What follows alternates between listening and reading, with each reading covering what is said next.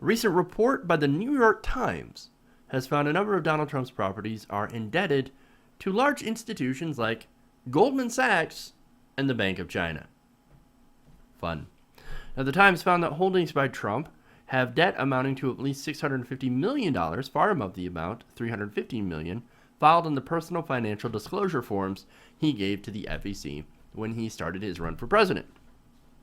Now, the Trump campaign has responded to this discrepancy by saying, look, hey man, we didn't have to fill out that part of the form.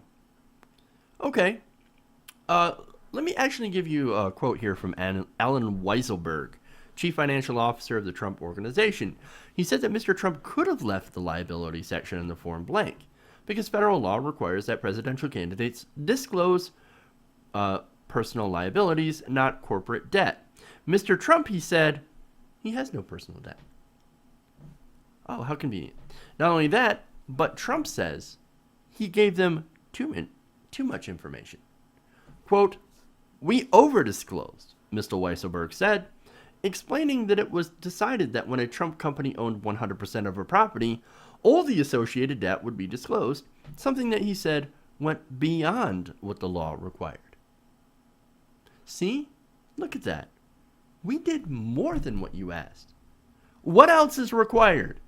What else is required? Really? Really? Okay, well. Now, to be fair, it is actually true that the FEC only requires a limited amount of information. Fair enough. Nonetheless, having your properties be in debt, well, it doesn't really seem to paint you as the most savvy real estate guy.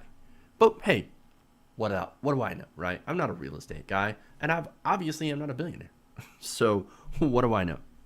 Or a supposed billionaire. We don't know for sure. Maybe you should release your tax returns. Anyway. Now, what's more important than how much he owes, $650 million, because businesses can put you in debt, business loans, etc. And look, you got to pay that off. I understand that, right? No, what's more important than how much you owe is who you owe. And that's, of course, where the hypocrisy lies. You see, the report points out that a Manhattan office, a building which Trump partly owns, carries a $950 million loan on it. According to the Times, Goldman Sachs and the Bank of China are two of the building's 4 lenders. Goldman Sachs. Now, where have I heard that before? Oh, right. When Donald Trump was running against Ted Cruz, who back in January had it revealed that he had received 2 loans from Goldman Sachs and Citibank, totaling in as much as about $1 million to fund his Senate campaign. Now, I remember Donald Trump saying something about that. You know, actually, we've got some video, so I want you to hear this in his words. He borrowed money from Goldman Sachs, and he borrowed money from Citibank. So it came out a little while ago, that he borrowed money from Goldman Sachs, but nobody knew about Citibank. Then it came out that he borrowed money. He never put it in his personal financial disclosure form. That's a big no-no. What he wanted to do is say, I will protect you from Goldman Sachs. I will protect you from Citibank. And I will protect you for the banks, because I'm Robin Hood, and I'm this wonderful senator, and I'm going to protect you for these banks. And then he's borrowing from the banks. And by the way, he's got personal guarantees, and he got low-interest loans.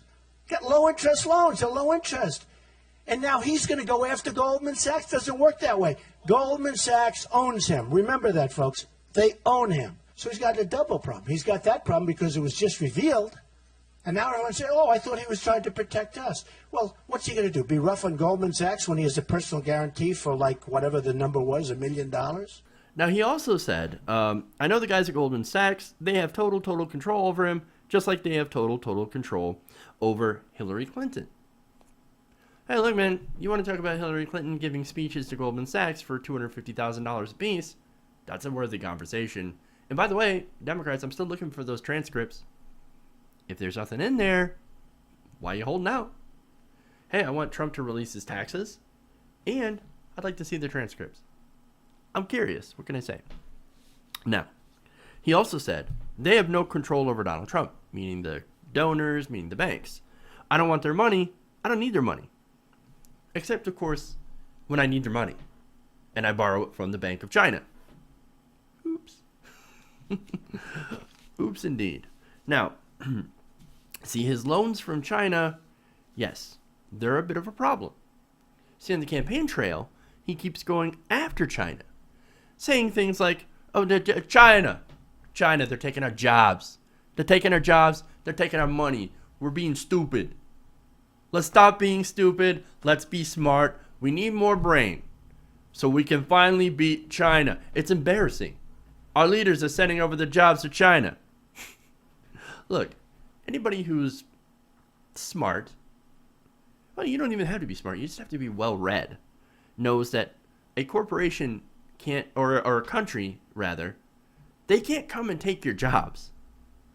Now, what happens is that a corporation will decide, hey, I can make a shit ton more money if I send my factories overseas where we can pay our workers, our employees, less than $1, and we don't have to worry about pesky regulations like safety and air.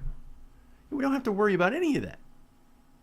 And when we're done, when we've made our product, we can ship it back to the United States and sell it for $600, like, for example, the iPhone. Now, of course, Donald Trump will defend this, right? He's defended his debt before, actually. Now, anybody remember this wonderful interview on CBS, sorry, where he defended his debt, and he said, hey, you know what? I love debt. I'm the king of debt. Watch. Hillary Clinton called you the king of debt. Well, no, she didn't call me. I call myself the king of debt. I'm the king of debt. I'm great with debt. Nobody knows debt better than me. I've made a fortune by using debt. And if things don't work out, I renegotiate the debt. I mean, that's a smart thing, not a stupid thing. And I made a fortune. How do you renegotiate the debt? Because you go back and you say, hey, guess what? The economy crashed. I'm going to give you back half. I like debt. For me, I don't like debt for the country. I like debt for my company, but I don't like debt for the country. Okay, I don't like debt for the country. But hey, neither do I. But see, here's the thing, right? To anybody who thinks we should run our country like a business, here's Donald Trump actually making a case that, no, that it doesn't work that way. We can't actually do that. We can have debt in our companies, sorry. We can have debt in our companies, but we can't actually have debt in our country. That's bad. Well, it kind of works the opposite way. You actually can have debt for the country, some manageable debt, and it's better that you don't go into debt for your company. But anyway, now, obviously, Trump doesn't agree, right? Now, he sees it as businesses, they run on debt, right? But we can't have the country run on debt. Now, maybe he just means that we shouldn't run the country the way that Donald Trump runs a business. I don't know. Either way, look, I've got to agree with part of his conclusion, even though I don't think he realizes that he actually made it. You see what I mean here? Basically, he says you shouldn't run the country like I run any of my businesses, and I agree with that. But anyway, if anything, Trump has shown when it comes to business and politics, he has vastly different thoughts. Okay, and look, it's okay for him to get loans from Goldman Sachs, right? That's what he thinks. It's okay for me, right? But it's also okay to owe the Bank of China money. But I can also go out and complain about the country borrowing money from China. These are all thoughts, man. I'm not like trying to editorialize on this. This is what he thinks. Like, yeah, it's fine if I get a loan from China, from the Bank of China, but if our country borrows money from China, that's bad. That's terrible. We shouldn't be doing that. Okay. These seem to be contrary positions, right? Now I'm going to editorialize for a minute here. Look, this guy's on autopilot. Donald Trump has no idea what he's doing. He's a terrible candidate, and to be honest, he's not even that good of a businessman. Now, what he's good at is scheming and conning people. Whether it's the investors and banks at the casino he's bankrupted, or the Republican base, or the students at Trump University. Remember Trump Steaks, Trump Airlines, Trump Water. I mean, there's a whole line of things that have been complete bankrupted failures. Now, I'm not saying that if you're in business that you don't fail every once in a while, of course. But this is string after string, string of failure after failure after failure after failure. Like everything he touched, he's got the reverse of the Midas touch. He's got the shit touch. Everything he touches falls to shit. Kind of makes me think twice about letting him take control of America. I'm just saying. But look, at the end of the day, Donald Trump's a con man. And he's not a very good one.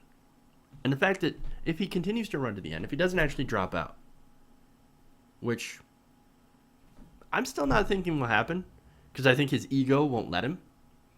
But if he continues running to the end, and he gets about 40% of the vote, that stat right there, he will get about at least 40% of the vote.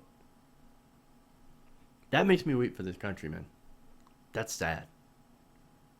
Hey everybody, if you liked this video, then please like this video and share. And if you want to see more like this, then please hit that subscribe button below.